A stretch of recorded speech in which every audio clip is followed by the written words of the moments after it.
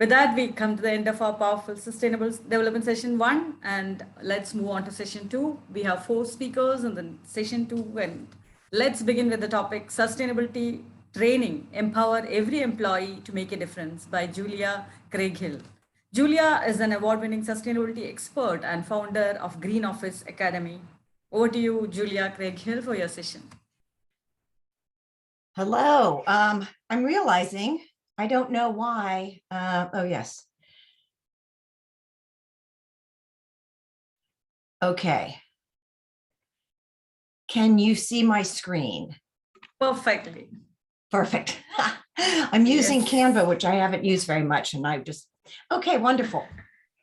Hello, everyone, and thanks to everyone who's pulled this together, this wonderful summit. I am learning so much. I'm in the Washington, D.C. area, and to hear all these international perspectives has really been wonderful. I've watched many of them. They are inspirational. So on to my session, my presentation. Here's the title, which is my basic premise. Sustainability training is the way to empower every employee to make a difference. So I'd like to start with this ancient proverb, treat the earth well.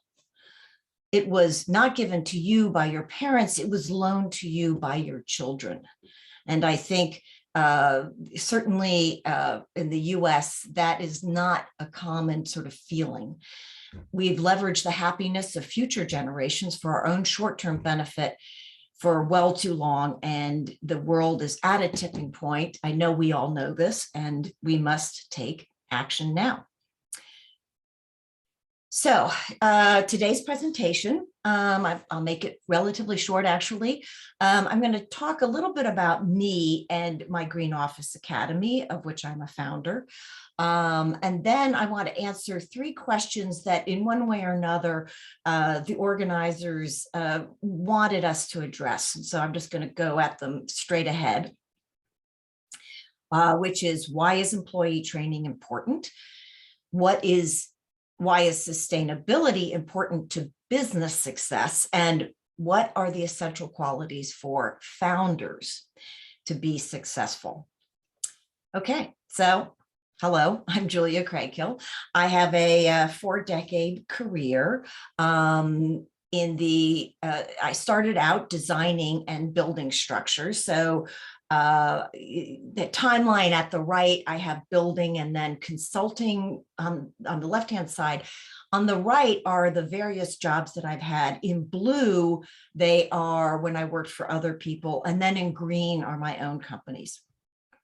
So going back, a while into my career, I got interested in LEED, which is a green building rating system. And that was 20 years ago, and it was the start of my sustainability journey, which I've been at for quite a while. As you'll see in the blue, this was after I learned about LEED, I became director of green building for a real estate company. And I did that for a while. Then I pivoted to what is known as building performance consulting, still in the building arena, and all while working for others in blue. In 2014, I decided to go out on my own. So I opened my own shop, Insight Consulting. And then my pandemic pivot, as they say, was to start the Green Office Academy. And I'll do more on that next. So the Green Office Academy is the training arm of my consulting enterprise, Insight. Both were established to promote and educate on sustainable business and building operations. So basically, it's around how can you do something with what you have right now. And with Insight Consulting, I've consulted and helped dozens of businesses, from multinational corporations to a 2-person yoga studio, on steps they can take to make their workplaces more eco-friendly.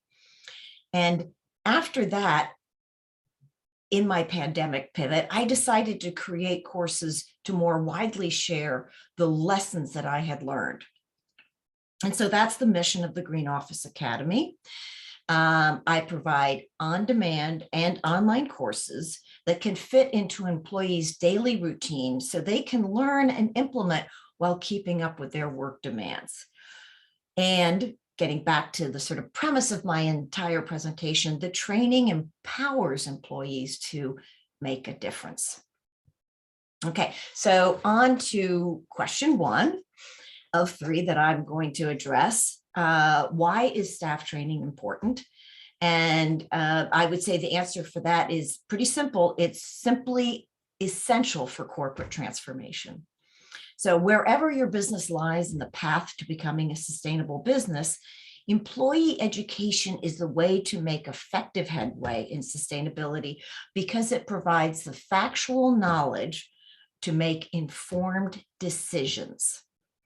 And it is a factor that helps to cultivate behavior change, which is so important because sustainability is at its basis change management. And I think that's self-explanatory. It also enhances employee productivity, performance, and morale, and it reduces employee turnover. So lots of benefits to training. Okay, so on to question 2. Why is sustainability important to business success? I like to think of it in terms of what is known as opportunity costs. Okay, so I've identified 4 here. 1, loss of talent and buyers. Gen Z and millennials think that companies should be taking action to improve the environment. And by avoiding sustainability, companies will lose them both as employees and customers. Okay, loss number 2, or cost number 2, loss of market share. Many companies are aggressively pursuing sustainability in their products and services. They are, in the process, gaining loyal customers that are likely to stay with them over time. So others that fail to commit now will be racing to catch up later or even considered obsolete. All right, cost or loss number 3, loss of money saved. So resources, we know we're constrained by resources such as energy and water. Resources that are used to produce products are depleting rapidly and are therefore becoming more expensive. Enterprises that find ways to reduce the use of these resources will save money now, and that savings will compound over time. And I think that's really important. The sooner you start, the sooner the long-term savings you have. And the final cost is loss of publicity and marketing. Okay, it is not easy to stand out in a crowded field, and businesses, it tends to be very crowded and hard to distinguish yourself. So promoting a company's efforts and their genuine, this is the important part, progress on sustainability will help businesses gain visibility and rise above their competitors. And it's always important to remember that if you're looking into public relations, media outlets are more likely to cover new and exciting trends over those that are more commonplace. So on to question 3, the final one. What are the essential qualities for founder success? And there's so many, but I want to touch on these that are a lot around how you portray your business to the outside world. So you've got to get out there and be brave. I am not by nature a person who likes to publicize and promote myself, but I've learned over time that I really have to do that, but I have to do it well, which really is not about focusing on me, but focusing on my customers and clients. So let me explain a little bit more. All right, first of all, number 1, you have to be nimble. You have to be able to pivot when things change or what you're doing doesn't work. And I think my Green Office Academy, which has actually opened up many opportunities for me, actually on the consulting side as well as the training side, is an example of that. I knew I had to change. Don't try to be all things to all people. I see so many consultants, now I'm speaking specifically to consultants and service providers here, that yes, they can do everything. They've got a website that lists a million different things. And that ends up confusing your potential customers. What is it they really do? And who do they do it for? All right, the third, and this is the one that I find many impact people who want to make a difference really resist, which is you have to be ready to sell. And selling is not a dirty word, because what you are doing is you are solving problems. And you really have to think about that as, I have clients and customers that have a problem. I have a solution for them, and all we need to do is match up. But they'll never find me if I don't get out there and let them know what I'm doing. And it's not a distraction.